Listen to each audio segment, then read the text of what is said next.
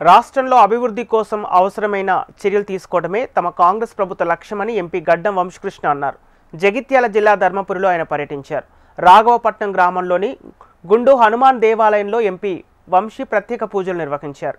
తెలంగాణలో కాంగ్రెస్ ప్రభుత్వం రావాలని ఎన్నికల ముందు ముడుపు కట్టినట్లు తెలిపారు. దీంతో ప్రభుత్వం ఏర్పడిన తర్వాత ఆలయానికి వచ్చి మొక్కులు చెల్లించుకుంటున్నామని తెలిపారు. ప్రజల అభ్యర్థులను ఎప్పుడూ ప్రాధాన్యతగా పరిగణిస్తూ నియోజకవర్గంలో అభివృద్ధి కోసం కృషి చేస్తానని ఎంపీ గడ్డం కృష్ణ హామీ ఇచ్చారు.